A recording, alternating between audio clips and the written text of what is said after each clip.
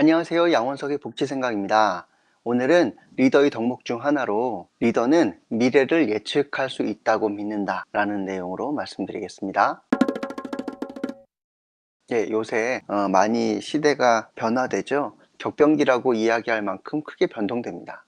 그러다 보니까 최고관리자분들께서 미래는 알 수 없는 것이다, 알려고 하는 것도 허망한 것이다, 이런 생각들을 가지고 계시는 분들이 많은 것 같아요. 그런데 리더는 그런 역할을 하는 사람이 아닙니다. 알 수 없는 미래이니 그냥 주어지는 대로 거기에 하루하루 대응이나 하면 살자 라고 한다면 리더겠습니까? 그냥 관리자일 겁니다.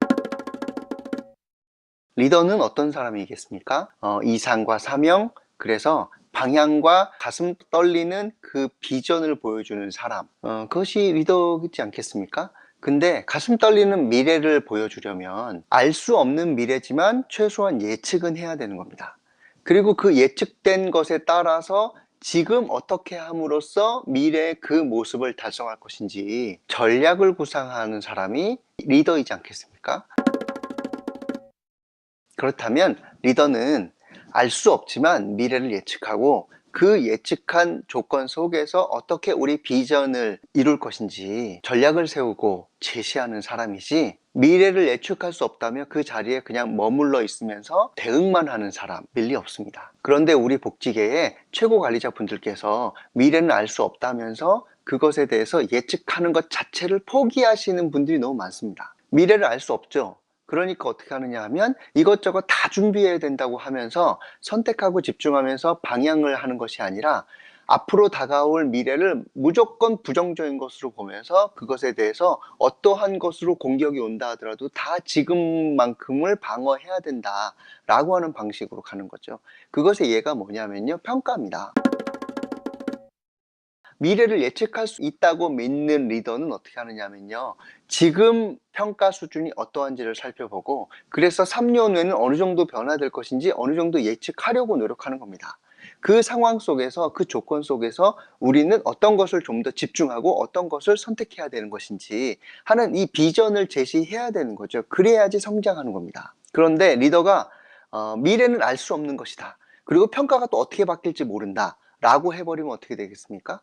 그러면요, 선택하고 집중할 것이 없습니다. 어떻게 변할 건지 아무것도 모르기 때문에 지금 하고 있는 모든 것들을 그냥 다 열심히만 해라 라고 하는 메시지를 주게 되는 거죠.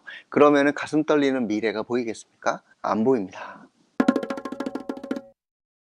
리더란 가슴 떨리는 비전을 제시하는 거고요. 그 비전을 위해서 미래를 예측하되, 미래를 예측하는 것만큼 리스크는 커지긴 하겠죠. 하지만 그 리스크를, 위험을 감수하고서라도 비전을 향한 다름박질을 멈추지 않고 달려나가는, 그렇게 도전하는 것이 리더의 모습이고요. 그렇다면 리더는 어떻게 하겠습니까? 지금 미래를 알 수 없다고 하면 그래도 미래를 예측하고 있는 여러 가지 책들과 자료들을 보면서 어떻게든지 간에 미래에 대한 것을 예측하고 그 조건 속에서 해볼 수 있는 도전을 해보는 것이 리더가 해야 될 역할일 겁니다.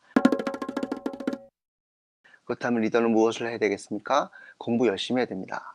안 된다고 원망하는 것이 아니라 앞으로 어떻게 세상이 바뀌는지 공부 열심히 해야 되고 시대 변화를 읽어보려고 노력해야 되지 않겠습니까? 이것이 리더에게 주어진 독점적인 권리이자 또 의무인 겁니다. 그래서 리더시라면 사회가 어떻게 변화되고 있는지 알 수 없지만 그래도 예측하는 곳으로서 미래 조직을 도전해 보려고 이끌어가는 리더로서 역할을 하시면 어떨까 싶습니다. 오늘 여기까지 진행하겠습니다. 양원석의 복지생각이었습니다. 고맙습니다.